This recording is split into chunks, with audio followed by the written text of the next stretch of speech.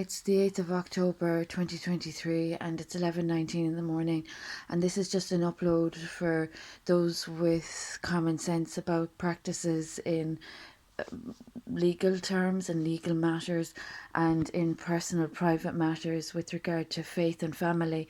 So there's a few issues arising since I became a married mother in the 30th of the 3rd, 2015. I really don't have to explain myself. I'm not answerable to anyone. I'm royal.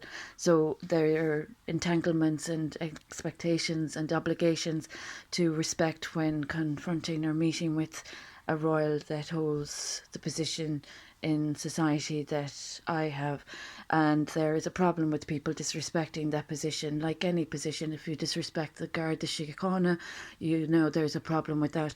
Well, it's the same with me. If I'm ever disrespected, there's a problem with that. So anyway, I'm just going to make an upload for the interest of those that are still conducting witchcraft. I have experienced Hippocratic offences.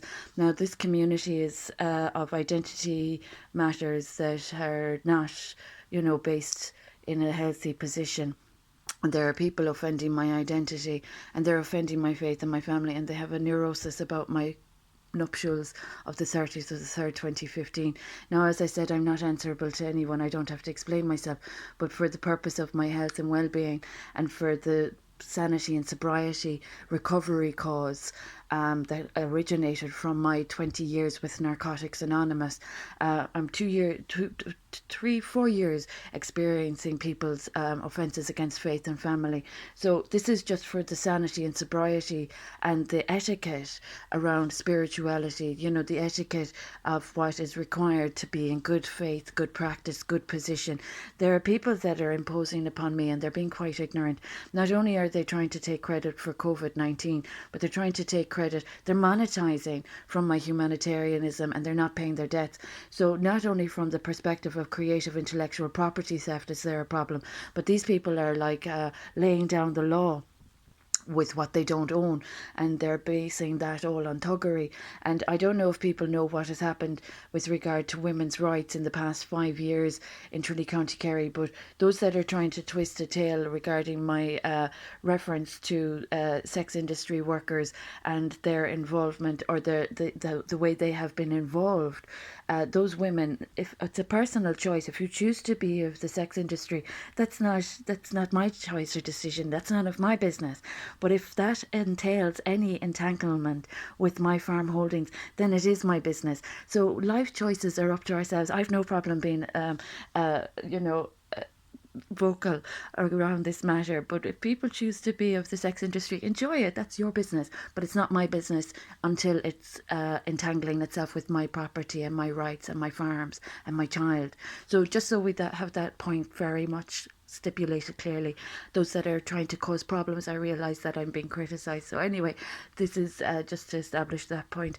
Those people anyway with the problems that they're making regarding health and wealth recovery 2019, as I've said, that COVID-19, the wealth that has been recovered is all being tarnished and tarred by people that aren't paying their debts or running their duties. And they have had the cheek as well, not only to conduct unlawful care orders, not only did they obstruct my marital entitlements aren't being honoured. I am literally an abandoned wife, and there have been prosperous developments from my properties since the 30th of the 3rd, 2015. So my properties in Ardfert and Kilflynn aren't providing the sustenance and entitlements that I don't have to account for, that I don't have to explain. But there are people being really disgusting, and they have shamed themselves to the level of how far they will discuss farms that don't actually belong to them, and that's really embarrassing. So those people that are discussing anything of my personal matters aren't really safe when there has been such a high level of corruption around my vows and my nuptials since 2015. You see, so this is just for public record, I suppose, that are of matters that have been of blasphemy against my nuptials and my child and I. Those that have already been guilty with the Hippocratic Oath offences, and those that have taken a child from me illegally in January 2017, first, that's criminal, and secondly, it's worse than blasphemy. And then as well, I suppose, the damages done to my bodily integrity and my privacy and my good name, they're all criminal offences that have arisen from my marital vows as well. So those people that have discussed anything of my privacy or personal matters aren't really in a safe place when they've corrupted the law, the judiciary, and the royal protocol. So those that have used my information, this is like ongoing, but those that have used my information without permission or legal protocol associated or entailed with it are committing a criminal offence, and that's all punishable. And just to wind this up here now, just regarding COVID-19, that issue of people monetizing and exploiting from COVID-19 that came from my Narcotics Anonymous fellowship recovery advocacy of 2 decades, that's also of my mental health practice that is of recovery from addiction.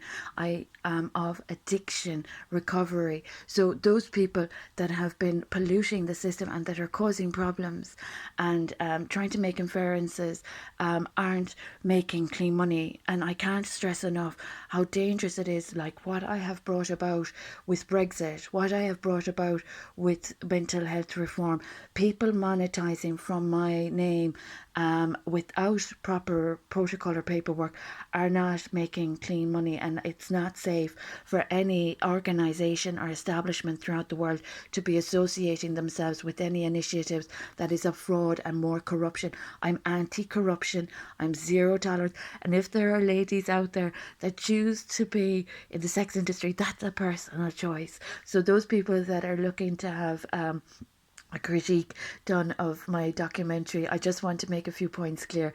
The only reason any issues would be arising from this matter of any women in the sex industry would be when it has incurred damages upon my innocent child. And that has happened. So it's not really safe for people to be making the same problems again where they haven't been making their payments. So those that are stealing and monetizing and offending really aren't safe discussing my personal matters that I don't disclose openly or honestly or willingly with this documentary. I have a very clean conscience. I have clean hands, as they say, and my sheet is clean only for people literally dirtying it and blotting it with blasphemy and bigotry since 2017. So anything after 2019, anyone discussing anything after 2019 is not really safe discussing my nuptials in the first place. You know, it's not safe discussing people's private lives, but I'm actually being harassed with what's going on. Not only is it more of the crimes against the Hippocratic Oath that these people have conducted, they have also offended faith principles, and they have no right whatsoever to discuss my nuptials when they've obstructed the church and the legalities of our vows of the 30th of the 3rd 2015. And there is a harm caused to my son also that is also not safe for these people to be exacerbating. So as I've said, those that have been monetizing and exploiting from my research and recovery, unfortunately, it's not safe to be monetizing from my advocacy or my humanitarianism or my academic work. The United Nations, I'm aware there's an obstruction. I'm aware that people are laying down the law without any right or remit, and they're thinking they're above the law. But unfortunately, that damages Brexit. As I've said, I've been preparing the groundwork for a long time for Brexit and COVID to, you know, make a positive change in the world and create intellectual property theft is quite dangerous. So those people that are making problems and not providing solutions aren't the professionals that have a place at the table. So I hope the sensible, intelligent people in Europe are aware that I'm owed very dangerous debts. I'm suffering very dangerous damages. There are ASBOs suffering from mental illness that are avoiding their debts for the past 20 years. They have been making a mountain of debt and they think they're walking onto my farmland with more crime being caused against me. These people have no positive monetary equity in this situation at all. They're a very dangerous debt to my good name, and they are still making that debt worse day by day. So, as I've said, any exploitation or monetization from my research, my recovery, my academic studies as a addiction therapist, a recovery advocate, any monetizing of that's intellectual property fraud. And I just really hope, as I've said, that the relevant agencies throughout the world are aware how dangerous, after all the corruption I've confronted, I have single-handedly and in a crime prevention measure since my child was taken from me, I might add, with the injuries that I'm carrying. All the left-hand side of my body has been damaged as a consequence of crime. And that has not been addressed by the doctors that are living off my intellectual property as a mental health practitioner and as a teacher, as an educator. So those that have withheld my medical care, I'm treating these offences on my own. And there are still people that are using my name that aren't welcome to use my name. And since 2006, they've been polluting and harming women and children's rights. And they have also dirtied the entertainment scene, they've dirtied the art scene, and they've dirtied the heritage of this country. And they're still actively dirtying my good work, my it's incomprehensible what level of damages they've caused, but they owe me very dangerous debts since 2006. So it's not safe to transact or engage with these people that don't honour their debts or that are monetising from my honest contributions to the academic and recovery advocacy of addiction and the arts, that's what I've been doing for a long time. And these people that have money owing to my name, I can only say that those spending their debts that they have owing are spending dirty cash and making themselves unsafe. So the issue of people monetising from me is punishable crime, and I hope the Department of Justice are aware how unsafe it is to commit crimes against my good name with the crime that I've prevented.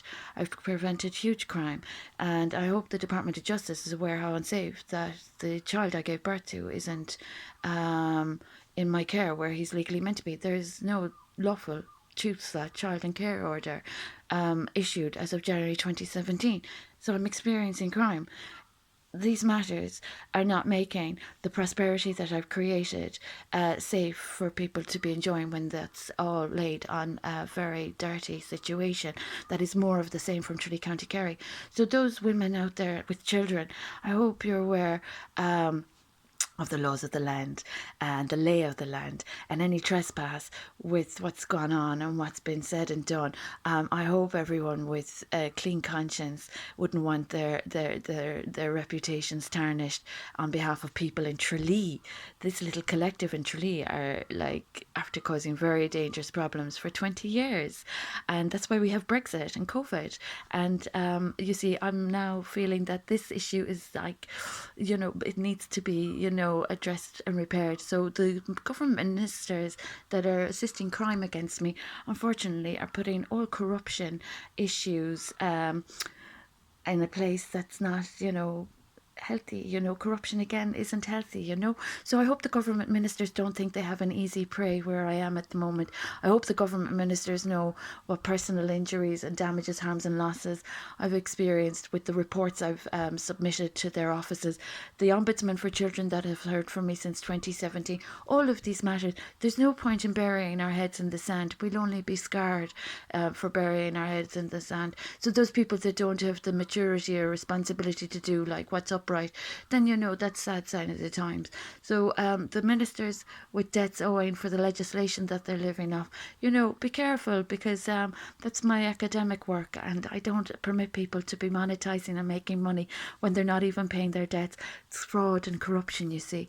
So those agencies in Europe, the European parliamentarians, those people that have suffered at the hands of monetary corruption that has occurred, those people that are also victims like myself, I hope you're aware of the wealth recovery that I have initiated and the wealth that I'm owed. It's really not safe that I have injuries, because I hold a few royal titles and I have lovely royal families.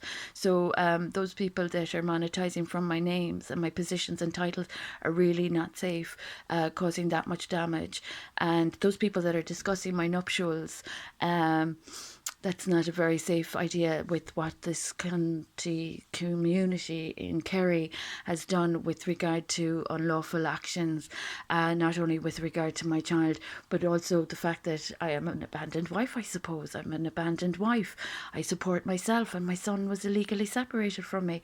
So I hope women out there are fully aware of like what it means to have the Charter for Women and Children respected. And those people that are stealing from a mother, I hope people know like that that's just not really safe at all, especially with what I have recovered and rescued for people. So I hope people that are on the right side of the law, and that they wouldn't scar the situation with more of the bad behaviour that we've seen from County Kerry since 2005. It's a sad sign of the times.